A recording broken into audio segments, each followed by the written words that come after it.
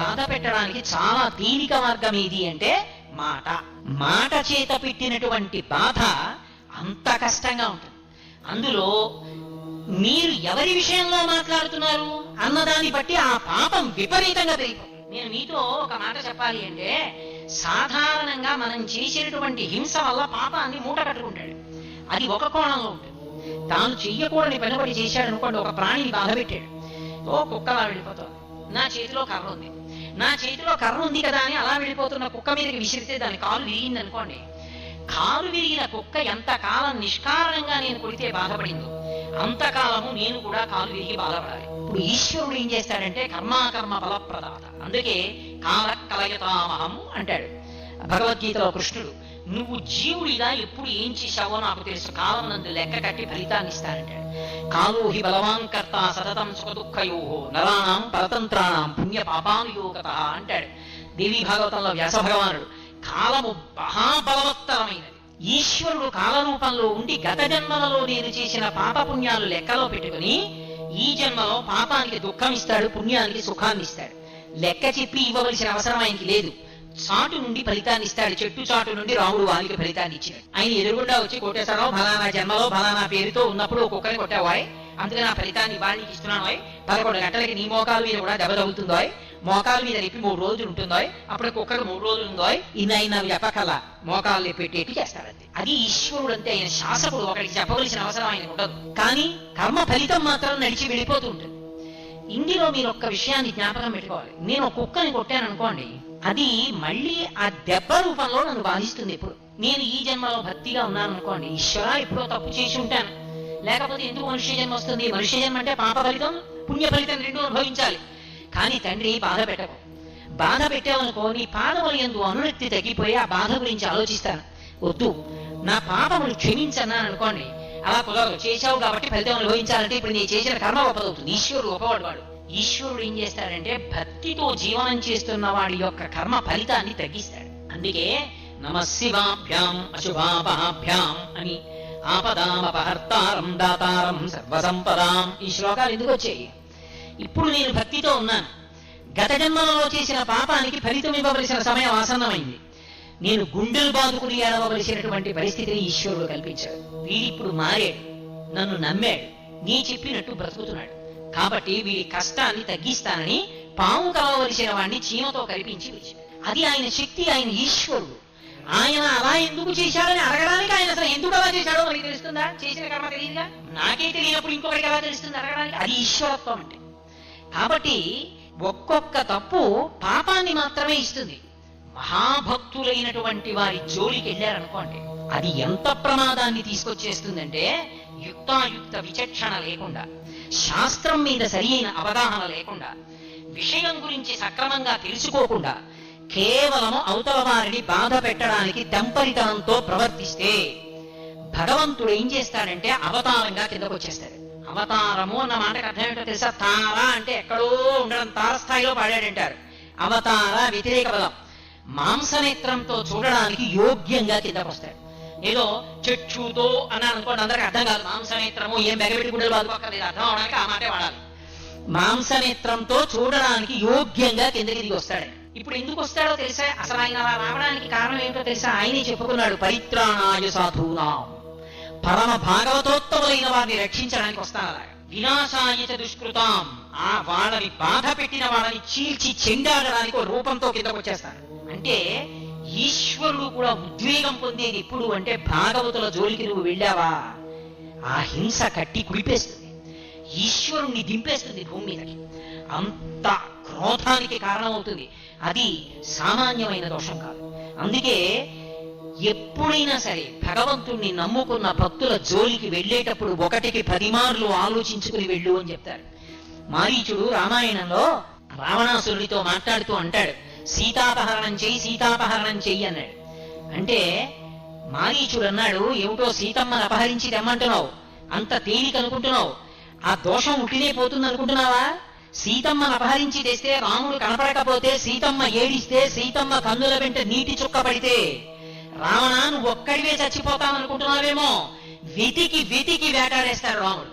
కళత్రాణి చ సౌమ్యాని మిత్రవర్గం స్తథైవ చ యదీచ్ఛసి చిరంభోక్తమ్మ కృధారమ విప్రియం. ధర్మాన్ని నమ్ముకున్న రాముడి జోలికి వెళ్ళవద్దు. రామో విగ్రహవాన్ ధర్మ సాధు సత్యపరక్రమ. మారీచుడు చెప్పాడు ఈ మాట, రాముడు రాశీభూతమైన ధర్మము అని. రాశీభూతమైన ధర్మమైన రాముడి జోలికి వెళ్ళావా, కట్టి కుడిపేస్తుంది. అది ఎలా ఇలా కుడపదు, నిన్నొక్కడే బాధ పెడుతుంది అనుకుంటున్నావేమో, అది మళ్ళీ నీకు ఫలితంగా ఇవ్వడం మొదలు పెట్టిన నాడు తెలుస్తుంది. కళత్రాణి చ సౌమ్యాని మిత్రవర్గం స్తథైవచ. భార్యలు, బిడ్డలు, నిన్ను నమ్ముకున్న సైనికులు, నీ ఆస్తి, నీ ఐశ్వర్యం, నీ కాంచన లంక సర్వము నశించిపోతాయి. నువ్వు అలా నిలబడి ఉండగా ఒక్కొక్క తల తరిగేస్తాడు రాముడు. ఒక్కొక్క తల తరుగుతుంటే దేవతలందరూ వచ్చి పైన నిలబడతారు. నిలబడి శభాషని సంతోషిస్తారు. చచ్చాడు రా పాపాత్ముడు అంటారు. ఆ రోజు తెచ్చుకోకు, రాముడి జోలికి వెళ్ళకు. సాధు పుంగవుల జోలికి వెడితే, ధర్మాత్ముల జోలికి వెడితే, వాళ్ళు బాధపడితే ఒకడితో విడిచిపెట్టరు, వాడితో ఉన్న వాళ్లతో కలిపి కాల్చేస్తుంది. వెళ్ళవద్దు, బాధ పెట్టవద్దు. ఆ హింస పరమ ప్రమాదకరము. అది హాస్యానికి కాని, కేవలముగా ఏమైందిలే అని కాని అంతంత సాహసాలు చెయ్యవద్దు. అవి చాలా ప్రమాదకరమైన సాహసాలు అని హింస విషయంలో శాస్త్రం హెచ్చరిక చేస్తుంది. అందుకే భాగవతంలో దేవతలందరూ ప్రార్థన చేస్తే శ్రీ మహావిష్ణువు మాట్లాడతారు. ప్రహ్లాదోపాఖ్యానంలో మాట్లాడుతూ ఆయన ఒక మాట అంటారు, శుద్ధ సాధులందు సురలందు, శుద్ధ సాధులందు సురలందు శృతులందు గోవులందు విప్రకోటియందు ధర్మ పదవియందు తగిలినాయందు వాడెన్నడలుగునాడు హింస పొందు అన్నాడు. ఇదే మాట వాడాడు, హింస పొందు అన్నాడు. అలా ఇలా ఉండదు నేను పెట్టే బాధ. ఎంత కాలానికి నేను పెట్టిన బాధ గుర్తు తెచ్చుకొని మిగిలిన వాళ్ళు ఉలిక్కి పడతారు. అమ్మ బాబోయ్ అంటారు, వినడానికి చదవడానికి భయపడతారు, అలా చంపుతారు. అందుకే ప్రహ్లాదుడి జోలికి వెళితే హిరణ్యకశిప సంహారం మామూలుగా చేశాడా? మామూలుగా చేయలేదు. అవతల బ్రహ్మగారికి ఇచ్చిన మాట నిలబెట్టి తొడవ మీద పడుకోబెట్టి గోళ్లతో కడుపు చీల్చేశాడు, గుండెలు బదలు కొట్టేశాడు, నెత్తులు తాగేశాడు. ఎందుకు ఆవేశం? నరసింహావతారం గురించి జరిగితే ఎందుకు ఉలిక్కి పడతారు? పరమ భాగవతోత్తముడైన ప్రహ్లాదుడి జోలికి వెళ్ళాడు. అందుకే ఆయన చెప్పాడు, నేను ఎప్పుడు విపరీతమైన కష్టాలు ఇస్తానో తెలుసా? శుద్ధ సాధులం, నన్ను నమ్ముకుని బ్రతుకుతున్న వాడి జోలికెడితే. శుద్ధ సాధులందు సురలందు, దేవతల జోలికెళ్ళి అదే పనిగా దేవతల్ని నింద చేస్తే. శుద్ధ సాధులందు సురలందు శృతులందు, వేదాన్ని నింద చేస్తే. శుద్ధ సాధులందు సురలందు శృతులందు గోవులందు, గోవుని హింస పెట్టినా, గోవుని సంహరించినా, గోవుని కొట్టినా, గోవుని బాధ పెట్టినా. విప్రకోటియందు, వేదం చదువుకుని భగవంతుణ్ణి నమ్ముకుని పరమ భక్తితో జీవనం చేస్తున్న వాళ్ళ జోలికి వెళితే అటువంటి బ్రాహ్మణులను చెనకితి.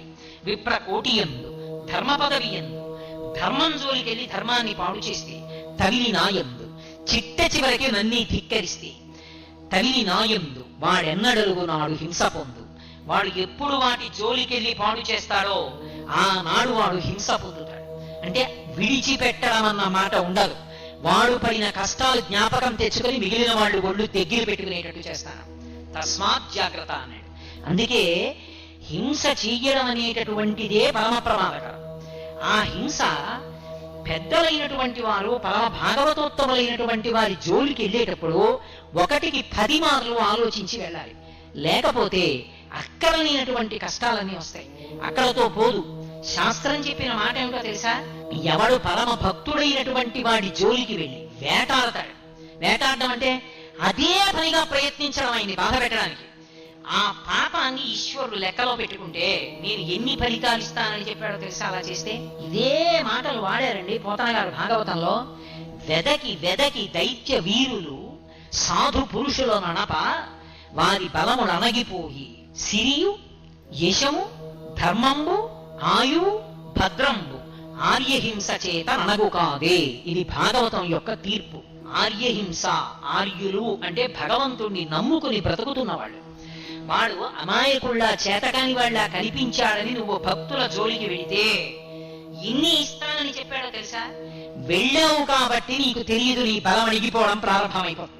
వెదకి వెదకి దైత్యవీరులు సాధువుల ననప వారి బలము అణగిపోయి, ఆ వాళ్ళని బాధ పెట్టాలనుకుంటున్నావు, నీ బలం అణిగిపోతుంది. 2 యశము, కీర్తి నశించిపోతుంది. ధనము క్రమక్రమంగా కలిసి రావడం పోయి ఐశ్వర్యం మధ్య పదం అయిపోతుంది. అందుకే సిరియు, దానితో పాటు యశము, ధర్మము, ఆ బుద్ధి వ్యగ్రతని పొందేస్తే ధర్మం పోతుంది మనిషిలో. ధర్మము, ఆయు, ఆయుర్దాయం క్షీణించిపోతుంది. భాగవతుల జోలికి వెళ్ళాడు కాబట్టి స్వర్గం ఉత్తమ లోకాలని పొందడు. శరీరం పడిపోయిన తర్వాత పాపకూపంలో పడిపోతాడు. ఆయు, స్వర్గం, వీటిపోవు, ఇవన్నీ కూడా నశించిపోతాయి. ఎందుచేత ఆర్యహింస చేత నడకు కాదే. ఆర్యుల జోలికి వెళ్లి పెద్దలైనటువంటి వారిని బాధ పెడితే ఆ బాధ కారణంగా అన్ని ఉపద్రవాలు వస్తాయి. అందుకే హింస అన్న మాటని అన్వయం చేసుకునేటప్పుడు నీ వలన హింస జరుగుతోందా అని ఆలోచించుకున్నప్పుడు పొరపాటున కూడా భగవంతుణ్ణి నమ్ముకున్న భక్తుల జోలికి వెళ్ళవద్దు. ఆయన పైకి ఎలా కనపడనివ్వండి, కేవలం ఆయన భజన చేసుకునేవాడు కానివ్వండి. ఆయన మహావిద్వాంసుడా, శాస్త్రం తెలిసినవాడా, ఇవి కాదు. ఆయన భగవంతుడిని నమ్ముకుని ఎప్పుడు భగవన్నామాన్ని భజన చేసుకుంటూ కూర్చుంటాడంతే. తొందరపడి ఆయన మీద పరిహాసం ఆడడం, తొందరపడి ఆయన మనసు ఖేదపడేటట్టుగా ప్రవర్తించడం చెయ్యవద్దు. ఎందుచేత ఎలా ఉన్నాడన్న దాన్ని బట్టి కాదు, ఆయన భగవంతుడిని నమ్ముకుని ఉన్నాడు, వెళ్లకుండా ఉండు, అదే నీ జీవితానికి మంచి. కాబట్టి ఆర్యహింస చేత నడగు కాదే. ఇది భాగవతంలో హింసకి సంబంధించినటువంటి విషయం మీద చెప్పినటువంటి పరమాద్భుతమైనటువంటి తీర్పు. అయితే మీరు నన్ను ఒక ప్రశ్న ఇయ్యచ్చు, ఏమండి అయితే భగవద్భక్తులైనటువంటి వారి జోలికి వెళ్ళినంత మాత్రం చేతనే ఇటువంటి ఉపద్రవాలు వస్తాయా అంటే, సామాన్యంగా ఎవరి జోలికి వెళ్ళినా కూడా పాపం మూట కట్టుకుంటాడు. భాగవతుల జోలికి వెళ్ళడం మరింత ప్రమాదకరం. ఏదో బ్యాటరీ లైఫ్ లో 3 బ్యాటరీలు ఉండగా చేయి పెడితే చురుక్కుమనడానికి, ఇంట్లో కరెంటు ఉండగా ఫ్యూజులో చేయి పెడితే ధన్మని షాక్ కొట్టడానికి, ట్రాన్స్ఫార్మర్ మీద ఎక్కి ముట్టుకుంటే షాక్ కొట్టడానికి తేడా ఉండవండి. 3 షాక్లు ఒకలా ఉంటాయా? దేని శక్తి దాందే విద్యుద్ఘాతంలో. కాబట్టి ఏదైనా పొరపాటే, నువ్వు అలా ముట్టుకోకూడదు. కానీ కోరి ట్రాన్స్ఫార్మర్ ఎందుకు ముట్టుకుంటావు? అందుకే అది ఎక్కకూడదు. దాని పుర్రెబొమ్మ 2 ముక్కలు ఇచ్చారదే భాగవతంలో పోతగాలి. వెళ్ళకు దాని జోలికి. పరమ ప్రమాణం ఒక జన్మతో పోదు, కొన్ని జన్మలు కట్టి కుడుపుతుంది. ఎందుకురా నీకు? దాని జోలికి వెళ్ళకు, అటువంటి హింస చెయ్యవద్దు అన్నారు. ఇది సాధు పురుషుల విషయంలో ఎంత అన్వయమవుతుందో సాధు జంతువుల విషయంలో కూడా అంతే అన్వయమవుతుంది. అది విచిత్రం. అందుకే పరీక్షిత్ మహారాజు గారు మాట్లాడుతూ ఒక మాట అంటాడు. ఆయన కలిపురుషుడి దగ్గర మాట్లాడుతున్నప్పుడు భూదేవి వంక తిరిగి ఒక మాట అన్నాడు. అమ్మా, సాధువులకు జంతువులను బాధించడి కలుల భంజింపని రాజాధము ఆయు, స్వర్గము, శ్రీ, ధనము, వీటిపోవు సిద్ధము తల్లి అన్నాడు. ఎక్కడైనా సరే అమ్మా, రాజైనటువంటి వాడి యొక్క ప్రధాన లక్షణం ఏమిటో తెలుసా? సాధువులకు జంతువులకు. సాధువులైన జంతువులు అన్న మాటకు అర్థం ఏమిటో పోతన గారే చెప్పారు భాగవతంలో. ఏదో వాహినులైన వాహినులందు జలంబు త్రావి అంటారు. ఎవ్వరూ తాగనటువంటి నీళ్లు ప్రవాహంగా వెళ్ళిపోతుంటే అందులో ఉన్న నీళ్లు తాగి, వాసవి అయిన గడ్డి తిని, ఎవ్వరూ తినటువంటి గడ్డి తిని, అది కూడా గబగబా తిని, బ్రహ్మచారి దగ్గర నుంచి సన్యాసి వరకు తాగడానికి వీలైనటువంటి పాలనిచ్చి, తల్లి లేనటువంటి బిడ్డలు తాగడానికి కావలసిన పాలనిచ్చి, ఇహమునందు నువ్వు చేసిన పాపాలు పోగొట్టుకోవడానికి అభిషేకం చేయడానికి పంచామృతాల్లో ఒకటైన పాలనిచ్చి, ఆ పాలతో చేసిన పదార్థాన్ని ఈశ్వరుడికి నైవేద్యం చేస్తే అపారమైన ఫలితం ఇచ్చి, ఈన్నిటికి యోగ్యమైన పాలని, పాలలోంచి పెరుగుని, నేతిని ఇచ్చి, తన గోమయం, తను విడిచిపెట్టినటువంటి పేడ తీసుకొచ్చి భూమి మీద అలికితే యజ్ఞం చేయడానికి కూడా భూమి పవిత్రమవుతోంది. అటువంటి పేడని ఇస్తూ, పంచగవ్యములలో ఒకటైనటువంటి మూత్రాన్ని ఇస్తూ, నీకు అక్కర్లేని గడ్డిని, నువ్వు తాగని నీటిని తాగి, నీకు ఇహమునందు పరమునందు పనికొచ్చేటటువంటి ఇన్నిటిని ఇస్తున్నటువంటి పరమ సాధుమూర్తి అయినటువంటి గోవుని బాధ పెడితే దాని అర్థం సాధువులకు జంతువులకు అంత మనకక్కర్లేనివి పుచ్చుకొని మనకి ఇహము పరము ఇన్నిటిని కల్పించగలిగినటువంటి అద్భుతమైన పదార్థములను ఇవ్వగలిగినటువంటి జంతువులను బాధ పెడితే నిష్కారణంగా ఈశ్వరుడు అంగీకరించాడు. అందుకే రాజు ప్రధాన కర్తవ్యం ఏది అంటే, అటువంటి జంతువుల జోలికి ఎవరెళ్ళారో వాళ్ళని భంజించాలని చెప్పారు భాగవతం. వాళ్ళని వెంటనే అలా బాధ పెట్టకుండా నిగ్రహించాలి. అలా చేయకపోతే, నేనంటలేదు, పోతన గారు అంటున్నారు భాగవతంలో, వ్యాసుల వారు చెప్పిన మాట చెప్తున్నారు. సాధువులకు జంతువులను బాధించడి కలుల భంజింపని రాజాధము ఆయు, ధనము, స్వర్గము, శ్రీ, వీటిపోవు సిద్ధము తల్లి.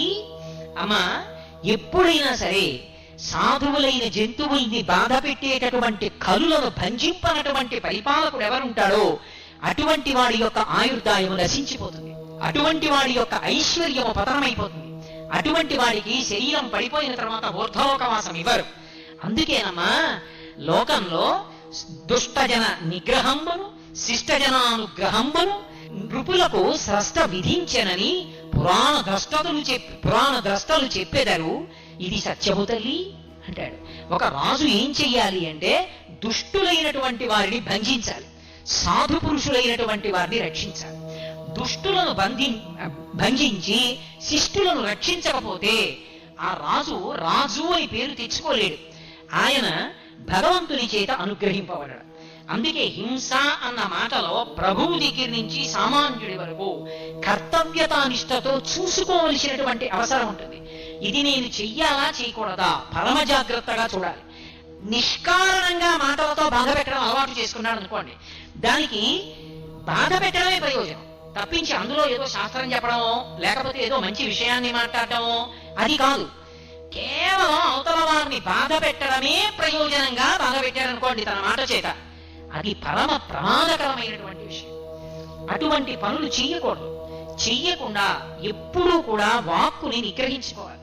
అందుకే ఆ వాక్కు మీద అటువంటి నిగ్రహ శక్తి లేని వాడు ఎవరుంటాడో, వారి మాట వలన ఎంతమంది బాధపడతారో అటువంటి వారిని పరమేశ్వరుడు కూడా శిక్షిస్తాడు. మీరు అందుకే చూడండి, బాధ పెట్టడానికి